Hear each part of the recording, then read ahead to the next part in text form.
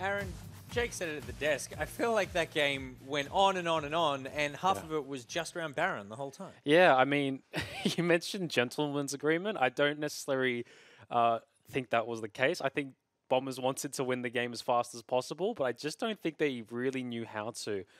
You could see like the one team fight they lost was Syndra. Like Luch played very well the entire game. He had a very good laning phase, shot down Yasuo.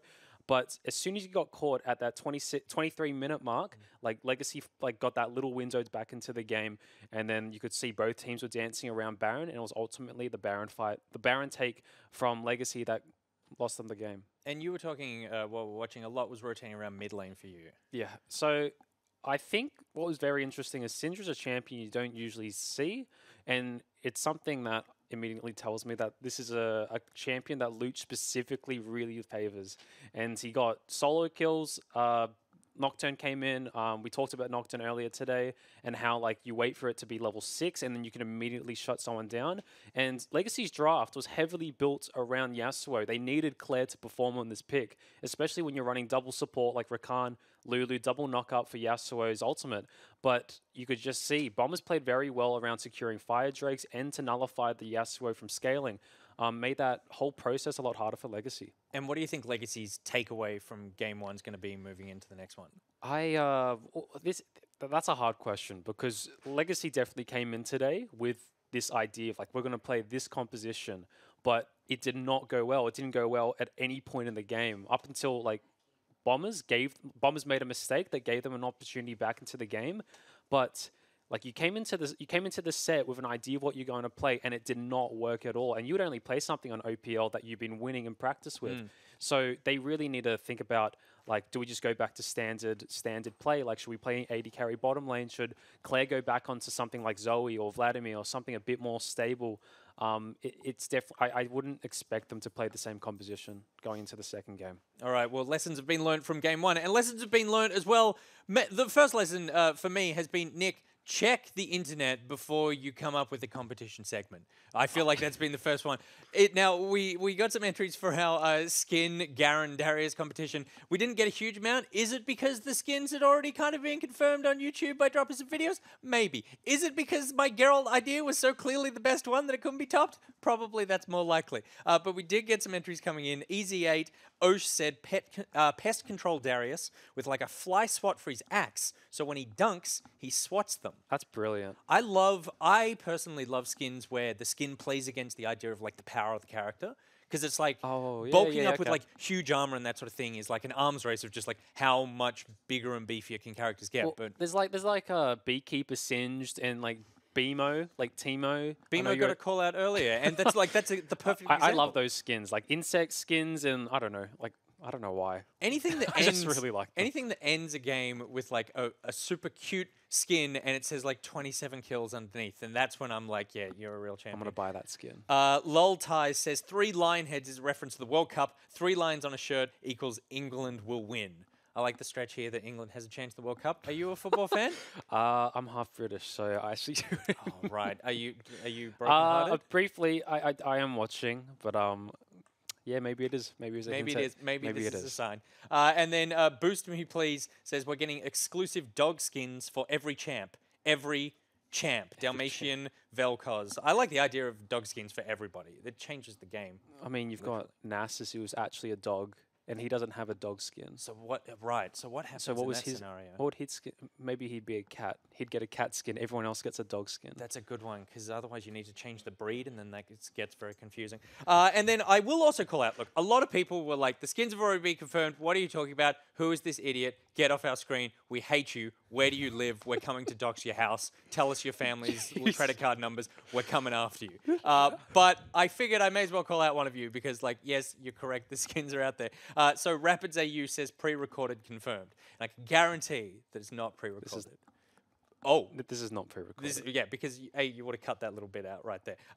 We're talking about current matches, and also, if this was pre-recorded, they certainly wouldn't have let me name check furries, and they definitely wouldn't have let me do it twice like I just did right now. But if you want to come to something that will be recorded, the Rift Rivals is coming up. We've got the competition running with the hashtag RRSign. All you need to do is come up with a sign that you would hold up at the Rift Rivals event. The best one, as voted on by me and my guests tomorrow on Saturday's split night, we will be picking the best sign, and that winner will get 2 tickets to the Rift Rivals.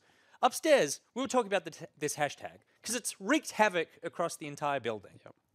I forgot it. I said RR poster at the beginning, and then I went RR sign. You forgot it completely. The control room put hashtag RR signs with an S, and then deleted it, and I got a call out saying, thanks, mate. And now we were talking about what's the difference between a sign and a poster. We Googled it. We did Google it. You tell the people what we found out. So a poster is for decor, and a sign is for information. That's right. So a poster is There you something that go. you would post up somewhere. So make sure you don't make a poster. Unless you put a sign in your room as decor. That's strange. And then it's kind of a bit of both. When I was in high school, me and my friends stole a stop sign, and that's illegal, and this is definitely something that I'm just making up for the story. But I did put it up on my wall. Does that sign now become a poster? These are the questions. Let me know in the chat. Did that stop sign become a poster? And also, please don't notify the authorities. Boys, have you ever stolen something really serious? I think that we should do something different. And no, of course, I would never do something like that, you disgusting human being. I don't like to plagiarize segments from other League of Legends shows, but we're going to play this or that quickly, Bryce. So, more confusing, the Baron setups in last game or Nick Boy's Analyst Tech segment? Yeah, I'm going to go with that. That's 100% of that. That's a that? That's a I'd that. like to hear, because I think that the Baron setups from both teams were pretty confusing at the same time, where you don't have a tank and you continually go back to that part of the map. Certainly is a little bit of a head scratcher. So that's where I want to kick off. What changes do you want to see made? Choo Choo's obviously wasn't a fan of the composition that was put together by Legacy. I liked components of it, but I think overall, I would agree that would have done much better with a tank jungler or something along those lines. Yep. So do you agree? What are your thoughts? I agree with Aaron 100%. I think both compositions didn't really make a lot of sense because they, like, in this 8.11 meta, when these are just unexplored territories, right? Like, when you have a very even game going to getting to this point, like... You need to come to Goldmore. I've been playing in this for years. I thankfully have not. Like, games on this patch are normally like Super Snowball, end the game. But that's just not what we saw. This was like Super Snowball, can't do Baron because I don't have a tank, can't end the game, oh, Legacy are in the pit, I'll kill them all, okay, we can end the game. But like, you don't, like Aaron said on the couch that they didn't have a well-defined way to win the game. And that was the problem. If Legacy's comp gets ahead, all of a sudden, like, they have the tools to force and engage. They don't have to play around Baron. Like, they can just have Rakan go in, Graves, Rumble, layer over the top, Yasuo, things like that, and you win the game. Because I feel like we force have on the turrets. very different styles. Like, not we're different. Like, I think we're kind of the same in that we don't necessarily believe the meta is like a solved thing that you have to play. What I think and what I like to see teams do is like, who are your shot callers? Who are the people that start fights for you? This is why I always like when you played engaged and did not like your Lulu. It wasn't that you got killed in laning phase a lot on it. It was that your engage was very good. That also happened. So I like to, like, I would like to say, like, if Luch wants to play lane bullies, give him more Syndra. I don't care if Syndra is in the meta. He played that outstanding compared to what he was playing other champions.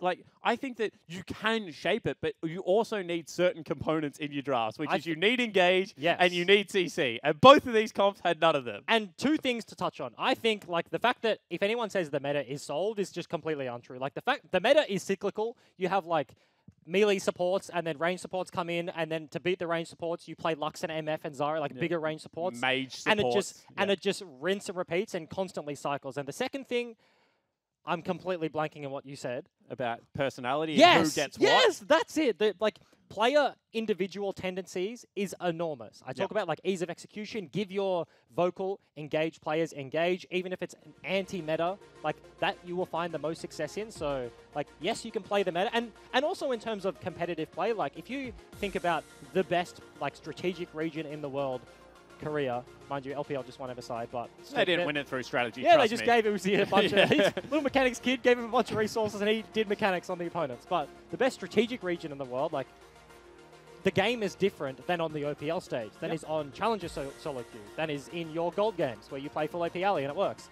Like, so as you progress down the ladder, player tendencies mean a lot more. Absolutely, and I think that what we've seen is that when Rosie is on some form of engaged, some form of disruptor, that game was night and day for Rosie. He still had some moments which were a little bit head-scratcher, but the overall message of that game was cause some havoc. His Alistar, when he was doing it on Alistar and on his Bard, he looked much better. I think that that is something that they can look towards, especially if you're Windows Monkey. He's obviously a very vocal member of the team.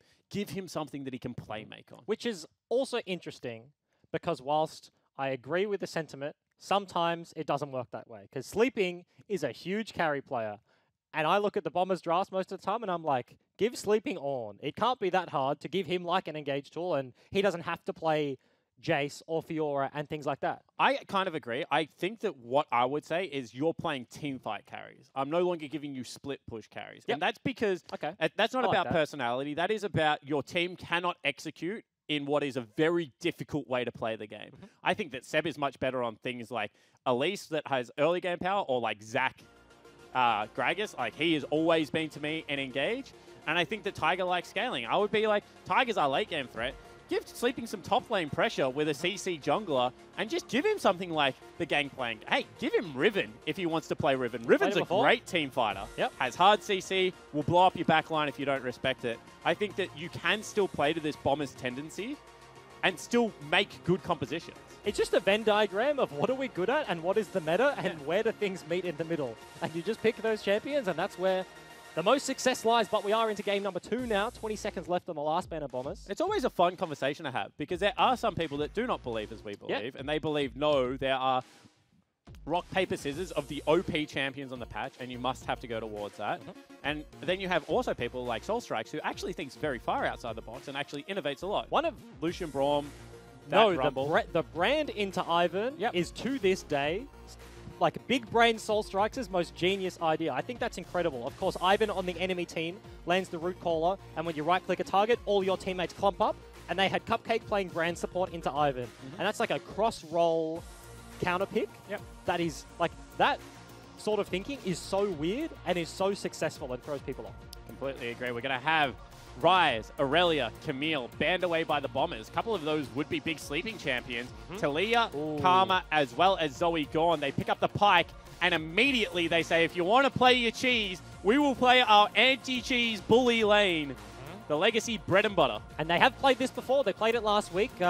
Didn't take over the game, but they played it very well. There were moments with the ability to pop off. Unfortunately, they were just too far behind versus the Chiefs, but this is something that Legacy as an organization and Legacy with this roster specifically are well versed in. Well, Decoy's best champion is Braum. Yep. I think it's just so good, and that is actually a legitimate Quinn. Here we go. Short range AD carrying the Lucian. All of a sudden, Quinn is pickable. A lot of people have been playing another patch. Shout out to Rusty. All he's been doing is tweeting about bloody Quinn. Yeah, Essence Reaver Quinn. Lots of cooldowns. You do get bullied out by the likes of Caitlyn and has MF good wave clear. I traditional AD carries, but they don't exist. So. The part of Quinn that people underestimate is her Q shoving ability. Yep. It's really strong.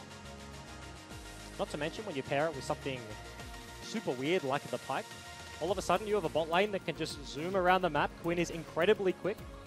Things like that. They don't. This is the lane that doesn't want to lane against the Lucian Braum. Yeah. You want to push, you want to leave, you want to go mid, you want to kill Claire, and then you want to go back and catch the bot wave. And that seems like a successful strategy right now. Kill Claire. Yep. 3 games in a row. Teams have executed on that. 3 games in a row. Claire has unfortunately been looking at a defeat sign as his Nexus has exploded. Cassiopeia going to be picked up. Yasuo picked up. Yeah, still respect banning the Yasuo despite having the Syndra matchup. Of course, it hasn't been banned, but the ability for Legacy to ban it right now is still there. Absolutely. Potentially opens up top lane Quinn as well because they don't want Mimic to play Yasuo top. I don't know. I think that's a stretch, but I probably. But Jace is going to be the ban once again. Legacy respecting that. Of course, when we talk about Syndra, Legacy are always going to have the mid counter pick if they choose to hold it. Of course, Vladimir has already been picked. Mimic and Claire, 2 Vladimir players, so they have the ability to flex it in. You would think all 3 roles. Absolutely. Claire's a huge Lucian player as well. So if that was a Braum Vladimir bottom lane and Lucian mid, I also wouldn't be all that surprised by it. That sounds like a super weird bottom lane. Ah, it sounds like a crappy bottom lane. Braum Vladimir. Vladimir is one of the mid laners that hates auto attacking, and you Nah, pair he him loves with it. concussive blows in He the loves bottom it. lane. Olaf They is wouldn't gonna be even the proc that lock-in. once during the laning phase. Nah, I reckon they would. Once or twice. Lethal tempo, Vlad. Oh yeah, that's this is too much AP alley for me. This is too much garbage. Mundo locked in. A little bit more of a super tank. And Yep. Ziggs. Oh, here we go. So is that a mid lane Quinn and a bottom lane Ziggs? Or is this a mid Ziggs, bottom lane Quinn? I'm trending towards mid Ziggs. Okay.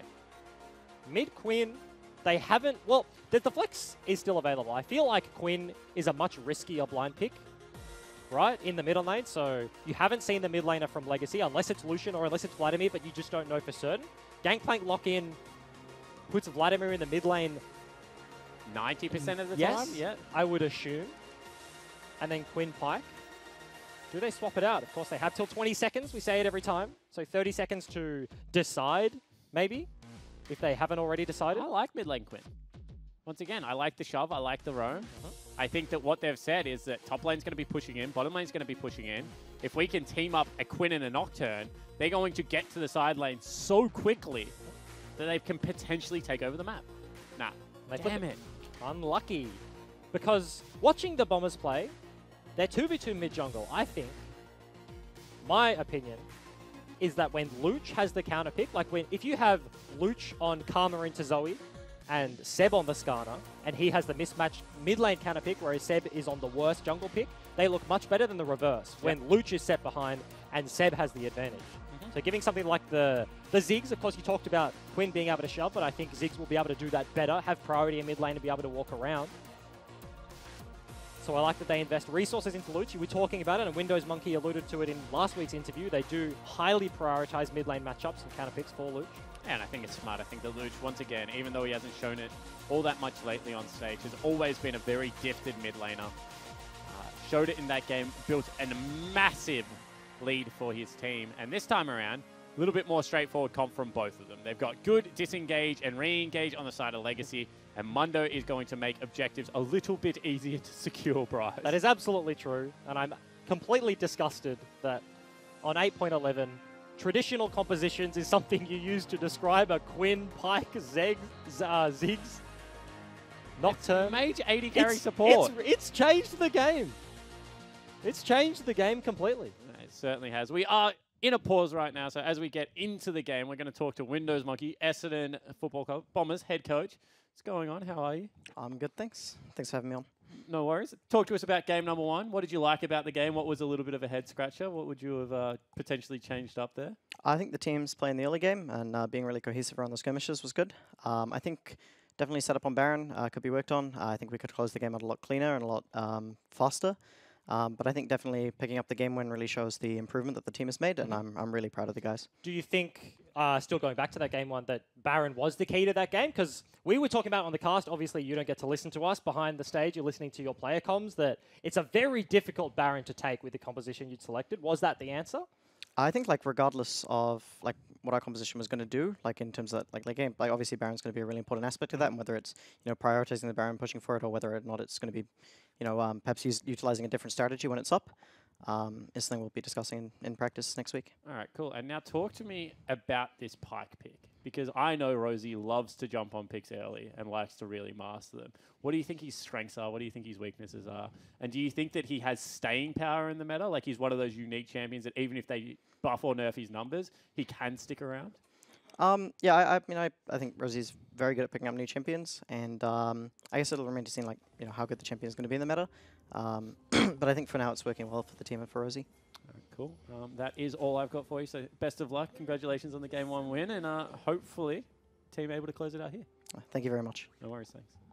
So we are onto Summoner's Rift. Luch showing off some juggling skills right now with a couple of explosive mines. Has once again gone Spellbook, as Bryce points out. We go back into a pause, but obviously very big on this. We just haven't seen it whatsoever in any region. Nobody's been picking it up. It's super weird. It's a Luch specialty. We were saying in the off-season he was playing champions before the meta was, hyphenated quotes, ruined. He was playing Karma Lulu before those things were being flexed everywhere. So he's the guy that has his own ideas and is willing to execute on them. So going back to the Spellbook on that super standard control mage is Mimic Interesting. is just giving the eyes to the camera. He's sitting there just nodding at it, bopping along. It looks like he almost has music on in his headphones, which he doesn't. He has white noise, and he's Yeah, that's the worst kind of music when someone's just screaming. I love white noise. Really? Yeah, I don't back it. I sleep to white noise. That's super weird. Why did you admit that on broadcast? That's... I think a lot of people sleep to white noise. Oh, okay. Ooh. Okay. Now I've just offended a lot of people. Yeah, I because thought I was just offending you, and I'm completely fine with that. the idea behind white noise is that you don't hear things like, cars passing, or if you live close to a train line, or like if there's bad weather or something like that, that little things during the night won't wake you up, because I'm a very you're a light sleeper. sleeper. No, I sleep like a log. Yeah, Yeah, like siren, like police come zooming past, it doesn't wake me up. I'm just chilling. Yeah.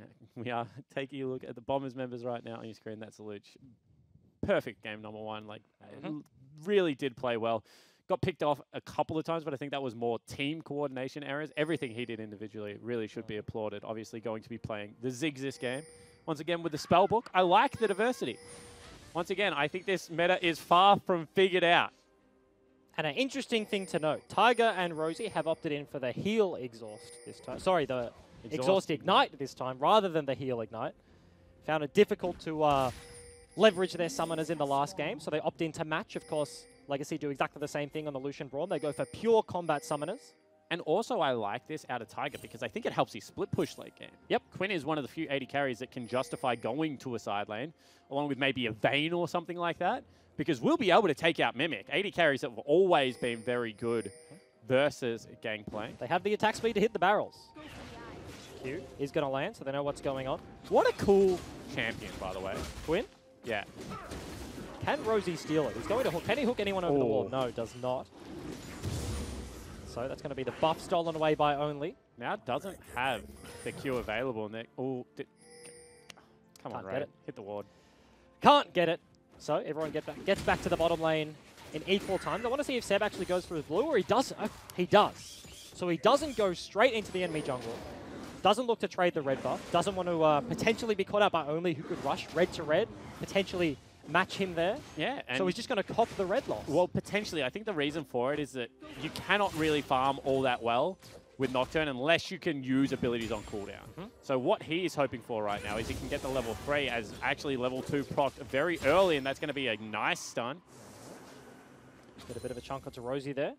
Pings from Legacy side going onto the red buff, so Only got to track over towards his top side jungle. Will be finding Seb there if they do meet. Does Seb commit further into the jungle? He does. And I think this is where priority matters, because they've lost priority mid lane somehow. And Seb is also just going to be in a world of hurt. You can see they're already collapsing on him. He is going to already have used the Fear Tether. They're going to have to flash the wall. Only could just go after him if he wants. He does. Now Claire's already here. But the members of Bombers are also going to collapse. Only will not pick up first blood. That is going to be Claire. Sleeping will get a kill back. However, Ignite has been used as well. And Mimic grabs one for himself. That is going to be both buffs on Legacy members and 2 for 1. Yeah, and both carries for Legacy do pick up the kills. Only goes down 2 assists. First blood going over, so advantage very early for Legacy. But the big thing here is the real winner of all of this is the person that actually fell down on Legacy and Only, because he now has a full jungle to clear and no way to be invaded because there are no summoner spells available from Seb, so he's not going to go back into that jungle. Not to mention, Seb has 2 camps on complete opposite sides of the map. His clear right now is going to be Golems to Gromp. On a Nocturne without boots, double jungle item. He's going to have to waddle all the way over across the map, and will do so on vision. Legacy have pushed in deep to spot him out. They know exactly what's going on for the Nocturne right now. And you can see Tiger and Rosie just getting zoned away from creeps. This lane is not working out the way they hoped it would. A little bit of damage coming down from Rosie, however, this, it's starting to get real rough if you're a Bombers fan. Level 3, you just can't contest the Lucian Braum. There's no way they're going to be able to deal more damage. Braum can just dash towards the Lucian. He can go forwards. They can commit onto anyone. Pike can't really reach Lucian through a Braum. And he's going to be rough early for this Bombers ball lane. He's already pinged the fact that he is going towards that Gromp, as you mentioned. Wolf Camp has spawned. Yes. That is a sad clear. Gromp. Golems to Gromp is not something you ever hear a jungler want to say. Annie Pathaway hasn't talked about that one to me before. Absolutely not. However, now everything has respawned, and maybe just in time for Only to once again just dip his head into the jungle and start taking more away. And this is, I think, one of the biggest criticisms of Only throughout his career is he's not a super aggressive player now. On a new roster, on Legacy, time and time again, going for that early invade. Has the priority of the bottom lane, grouping with them up in the jungle right now, pulling them up, but constantly looking to punish this Nocturne earlier into the game. Yeah, absolutely. You can see that it's got himself a 10 CS advantage already at this stage of the game. Claire does fall a little bit low, looking to sustain up here. Going to be Rift Scuttler spawning top lane. Seb trying to sneak that one while he can, and will be able to do so. So still getting something for his trouble right now, Seb. But only on the opposite side of the map. Just got to solo out the air Drake. Olaf, one of the best junglers at killing this one early. I Has the actually think priority this from is a bot lane. mistake. Potentially. Air Drake is fine. It's actually not as bad as people think. I was going to say, but Seb can now go towards the top camp, which he isn't doing, and build himself an experience lead. It's because of Mimic. He has so much priority in this Mundo matchup right now. Has the Sheen because of that early kill. He goes back, is completely fine. Has wards in the river, so the only thing left to do after he shoves in the wave is check for his jungler if Seb is taking away those golems, so he does deny him the ability. Yeah, Seb also stepped on a ward when he really didn't need to there. I mean, I think he could have figured out when Mimic left the lane whether he was on vision. So I think that that's just Seb being a little bit too cautious. Means that he's now playing from a big disadvantage. Tiger still trying to farm down here in the bottom lane, is 16 CS down, and that's going to start hurting. And that's the thing. They're now winning in 3 lanes. Mid lane is fine. Vladimir getting through that early stage. Bottom lane, Lucian Braum has complete priority, and Mimic, despite being down a few CS, Gangplank has the Klepto, will be scaling quicker than the Mundo. Of course, items are more expensive, but I feel like Legacy are very happy with the state of the game right now. Yeah, completely agree. So we'll see how they're able to traverse this mid game that so many teams today have seemed to struggle with. Chiefs in one game, Bombers definitely in their first game victory as well struggled in that mid game position. You can see the counter jungling team effort is still just here. As a duo, they're just heading into the jungle and looking to take away another red buff. It's going to be the second red buff still stolen away. Seb knows exactly what's going on. Was shepherding his bot lane, potentially looking to counter a dive, but instead just going to lose his red buff. Knows he cannot contest. So Legacy going to pick them up, and this is a 4v2 under the turret. Certainly is. You can see Decoy does take a little bit of damage underneath there, only looking to stop the recall, you would have to think. And if he doesn't, they're just going to take the turret. However, he does cancel. TP isn't available. Gangplank ultimate is. Rosie wants to stay. Tiger wants out. What are they going to go for? Do they dive? 3 versus 2. Tiger is very far away. Rosie has the dashes. Zigzalt going to come in for the mid lane. Decoy once again takes some the aggro of it. You can see Tiger trying to push them away. They will flash. Oh. That will miss the flash Q from Decoy. So they will live through the first wave turret dive. Rosie still wants back underneath the turret, and Tiger's just none of it. And Seb isn't pressuring the top side. He's actually just farming a Wraith camp right now. So this is going to be first brick going over the Legacy, uncontestable by the bottom lane of the Bombers, and they're not getting anything on the top. Yeah, absolutely. You can see that right now Mimic's done the smart thing. He is He has walked away from the turret, and he will not be contesting the wave. So first brick plus 26 CS going to go to Rave. Decoy pulling the wave. Solo Gold goes over to Lucian. Wants to get him that Bork first item spike. If you're Mimic, you're pretty unhappy that your Rosie's in big trouble here. You can see Only's already here. Has to go over the wall. Forwards. However, may still be in some trouble. No, nicely done by Luch to cut off that choke point. Seb still on the top side of the map, so Rosie walking to his jungle priority, but Mimic blows the GP ulti bot lane. Unfortunately, the flash Q from Decoy doesn't land. Tiger with a very clutch flash to get out of that one, so blows the ulti and then can't clean up the wave from a distance top side, so loses a little bit of CS. Now a 25 CS lead for Sleeping in this matchup. But Klepto, first blood, gold lead, basically even on the top side despite that deficit. Yeah, not to mention the fact that he got global gold from that turret, which is just always nice to have. You can see right now, Sleeping helping Seb get some farm is still very far behind. Wonder if they can go for a kill potentially on top lane. You can see they're eyeing off Mimic. That is the swap. Tiger and Rosie as they run up there, but tempo still in favor of Legacy right now, only on the bottom hand side of the map. Has not based in a while. Has little to no mana, wants to be able to pick up that blue buff fairly soon, but this is the level 6 Nocturne. Just procced that, first gank. Yet to be considered. So we'll see where Bombers want to go, because they are 3,000 gold down, checking in with items. We're going to actually see a Proto Belt picked up on Vladimir. Not something I feel like we see all that often anymore. Yeah, normally you see on this patch now with the nerfs to Shrelia, go the Spellbinder first item, potentially go for the double move speed, but not often you see the Proto Belt. Potentially, Claire going for the Electrocute, for just going for the straight-up damage build. Doesn't want the Predator, doesn't want the Phase Rush, as we've seen sometimes in the bottom lane. Yeah, I like it. I think pure damage. If he's able to get on the back line, if he gets past the Mundo, he'll blow everyone else to smithereens. That's the thing, they have tons of immobile carries. Sure, Ziggs has a satchel, Quinn has the E, but no real instant dashes to be able to dodge away from the Hemo plate. Really nice pressure from Only here. You can see has got complete control of the top side of the map. They're just playing away from the Mundo. They know he's too tanky to tank down at the moment in any real good time frame. So instead, they're just playing towards their duo lane, which is 40 CS and the turret ahead. And they go in again for a play. However, this time stun underneath the turret will be onto Decoy. They drop the Gangplank ultimate. Decoy will tag him up and get out. However, Nocturne is still waiting in the wings. They're just zoning him away. Big cooldown bird by Mimic. Bombers do bait it out. This situation is almost perfect for Only. Nocturne isn't getting ganks. Oh, Nocturne, however, wants the fight here. Will get some damage down. Will they turn it around? He needs to go in. No, he doesn't go in. Gets flashed on and gets picked up. Mundo is behind. Very nice. Little ultimate going to come out from Rosie. Gets one. Tries to get out. However, now on the back line, Claire is tearing them apart. Decoy, however, going to fall down. And this is a 2v2 because Mimic still has not joined. Raid will not fall. That is so low. And Luch is going to chase through. He's walked into the wall, and now Luch is in big trouble. Gets flashed on. Potentially going to get tagged up. No, Raid is just baiting him out. And Luch falls down. That's going to be the ace. And only 2 members lost. Complete disaster for the Bombers. That was a 4v5. Mimic used his GP ulti before the fight even started. Literally did not touch anyone from the lineup, and they lose that team fight. Sad way to end it. Luch doesn't get the ward over the wall, and Seb just needed to commit here.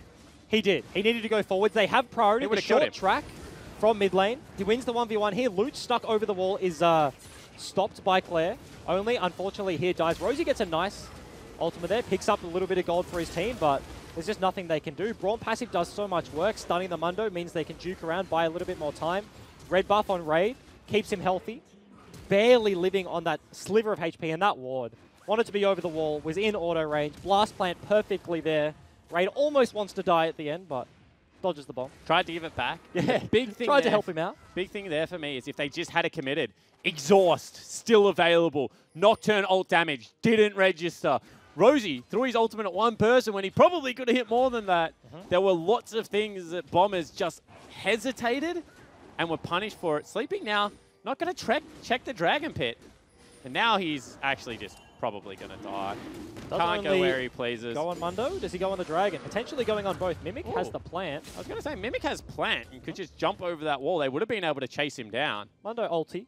Almost off cooldown there. Would have been able to probably just run away, but Seb needs to make a play topside. Otherwise, this turret is going to fall. Rosie gets tagged up.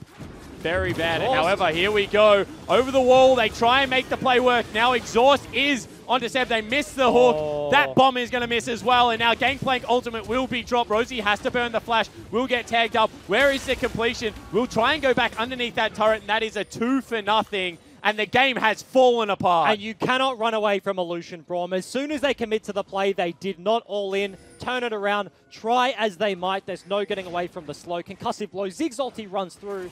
That was a 2 versus 3.5 with Luch trying to get in there, but nothing happening for the Bombers. Yeah, Luch has gone down as well. One more auto attack should do it. They will blow him up. Pull will be used. Claire will get to safety. In the bottom lane, you can see right now, Sleeping is zoning away Mimic. But, I mean, that is where the good news ends. And, unfortunately, the bad news is a 6,000 gold lead right now for Legacy. 30 CS in a hole is Mimic, trying to desperately hold onto his turret. Sleeping does pop the ulti here. Can he go in for the dive? Sleeping has no ult. He has flash, though. I mean, this is what he has to be able to do. He's going to be able to pick up the solo kill. No flashes there. Mimic will not pick up the return kill. However, Claire probably is going to, Bryce. I don't know why we're watching Mimic, but Claire, yeah, there we go. That's going to be dead Mundo. Nice flash from Mimic. Gets himself out of the cleaver. He's completely fine. Claire picks himself up another kill. 5-0 and 3. Complete turnaround from the last 3 games we've seen of him in the OPL. Very, very strong performance on the Vladimir. Yeah, 5 stacks on that Dark CL. This is where Claire has always looked very strong, when he's able to have a good laning phase and transition into those team fights where he's an absolute master. A big purchase, Mimic. Despite being in a hole, despite almost being dived by the Mundo, did just base, pick up an Executioner's Calling, so has the Triforce, has that healing negation, all of a sudden will do a lot better in that side lane holding against the Mundo. Yeah, also has a team that just has a lot more items. Yep. You see Quinn has gone towards a Ghost Blade first item. It is very gold efficient, however, with boots too, as well as Blade of the Ruined King, Phage, and a Ruby Crystal picked up for Raid. Probably still wins the 1v1. And it's interesting to talk about Lucian builds, right? Because Essence Reaver was buffed and everyone's like, man, Lucian's going to be so good. But the use cases for that are pretty few and far between. You need to be able to dash in, get your combo off, then use your ulti, and then you have those huge bursts of cooldowns. Whereas just because long-range AD carries aren't really being played, AD carries overall get their base stats nerfed, suddenly a short-range bully like Lucian is just back in general, irrespective of Reaver. And so people are just going for the classic Bork Phage into Cleaver. Meanwhile, top lane Mimic once again doesn't have flash this time, should fall down. That's a nice gank coming through. However, how do they defend this base? 3 vs 2. Ziggs is pretty good. Wall goes up, so it will block a little bit of the damage. Luch has no ulti. Once again, they can just go for this. Rosie actually will just be blown up and taken down, and now Luch cannot defend it. This is going to be the base potentially broken at 15 minutes into the game. And that was using no cooldowns. They Oh, in he goes, and Seb, hello, goodbye. Claire wants the back line as well. You can see continue to go forward. Tiger cannot do anything. And this is Legacy ripping the Bombers apart. That's going to be Inhib taken at 16 minutes. Incredibly early. 10,000 gold is the lead. They actually have to try and fight this. You can see Tiger has got the bird form. They're going to continue to chase forward. Nice slow will be proc there. However, Sleeping still very tanky. Will get knocked up. That should be the first one. Where is the second reset coming out? There it is. Dashes forward. However, goes back again. Claire potentially going to be chased down. Not going to be slowed at all. Will continue to kite out. Cleaver will be dodged again. One more hit would be there. They get the shutdown. Very important gold. Desperately walking back, trying to get the enhanced Q. Wants that heal. Unfortunately, doesn't find it. So Legacy, they do break the base. They do take down the Inhib, but Bombers find themselves.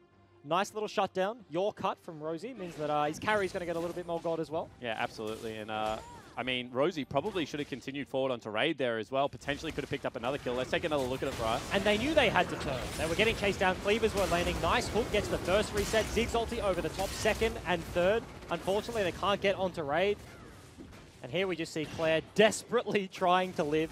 Very nice dodge onto the Q here from Mundo. Doesn't get slow, but the bomb just because he looks for the Q. Can't fight, and he goes down.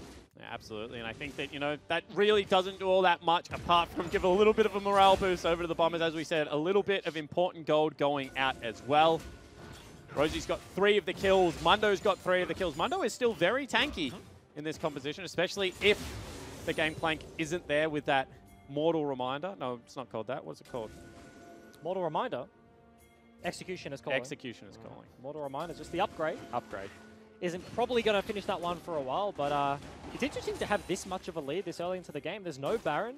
Legacy don't have a huge amount of tools to just end the game, so they're kind of the next 2 minutes just going to be shoring up, maintaining vision control, denying jungle, picking up probably what will be a free dragon in 30 seconds and just setting that one up. Absolutely, and the good news here is that they have long-range wave clear.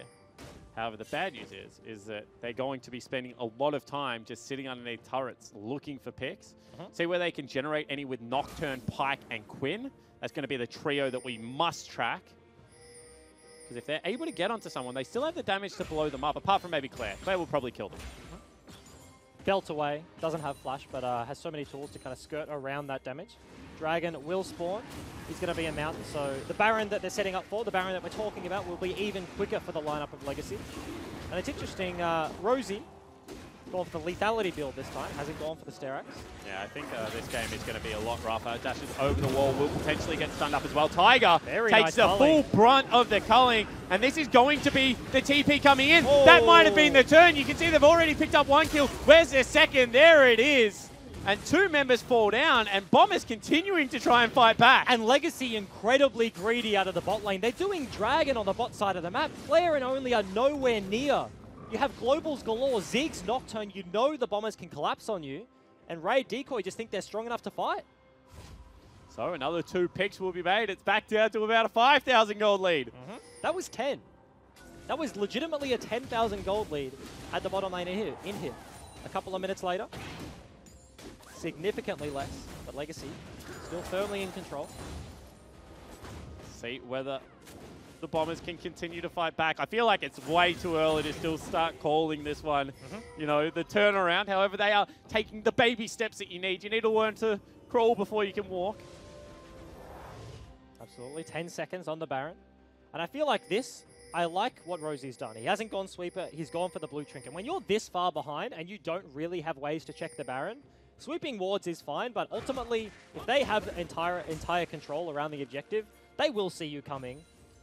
And sweep is not going to do a whole lot. You need ways to check the Baron, so he opts in for the blue trinket. I assume Tiger has one of his own, but of course when it's on cooldown, it's grayed out. Claire just going to absolutely blow up Rosie. Didn't want to use the ultimate, however, will get stunned up.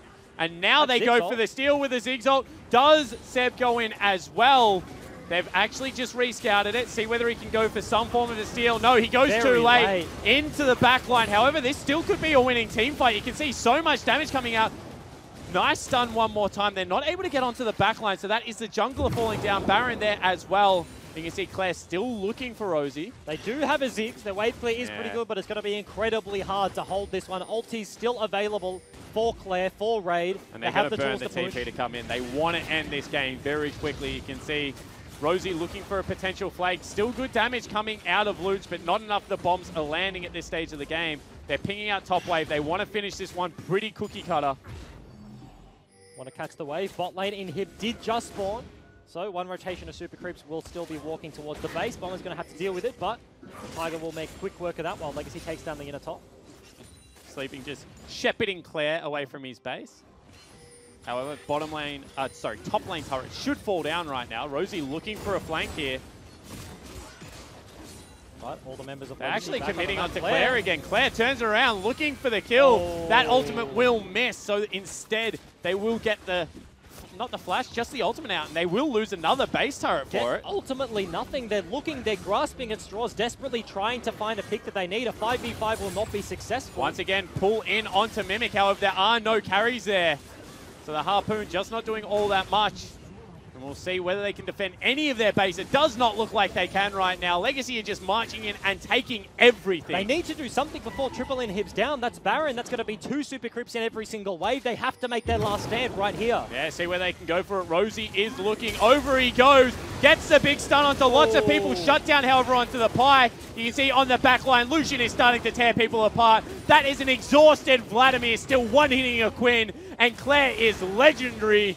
That will be a triple kill for Raid, and that will be Legacy in 22 minutes, pushing us towards a Game 3. And that is a gold lead team fight. No way for Bombers to match. Don't have Ziggs ulti, don't have the tools available. Legacy wiped the floor. Absolutely. They tried one last time, but Legacy just too far ahead. 14,000 gold, 22 minutes in.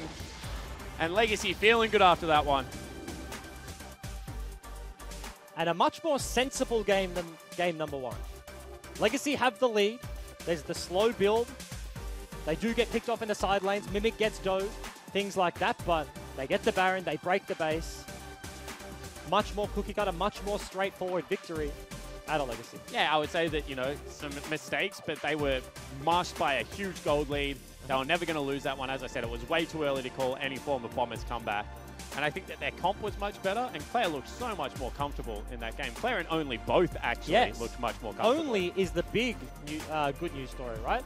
Playing against Babip was just out and out outclassed, I think. Overall, was playing rough matchups. Babip had the Talia, just best jungler on the patch. It's been banned time and time again today, but all of a sudden had a very good game, and it started early and only got better. Yeah, absolutely. And I think that the big thing was that they were able to rotate their position of power, which was the Lucian Braum, flanked by Only around the map, and just incrementally tear, lane apart time and time again. And that's kind of the perfect game for an Olaf, right? Like, you don't have to gank lanes. You have the strong points. You follow them around the map. When they're bot side, you solo an Air Drake. When they're top side, you solo a Rift Herald. You just keep farming camps, denying the Nocturne, who Seb never really came online, never really found that big gank. And Nocturne scales okay, but you need to remain in one-shot potential of a carry, and never really found himself at that point. Couldn't one-shot Claire, couldn't one-shot Raid, and unfortunately never really found a way back into the game from that. Yeah, and I think the big thing for me was the fact that no one was able to help the Nocturne. So you have this jungler that is so reliant on getting 6 in a timely fashion, being able to make those ganks work. He's kind of like the jungle Twisted Fate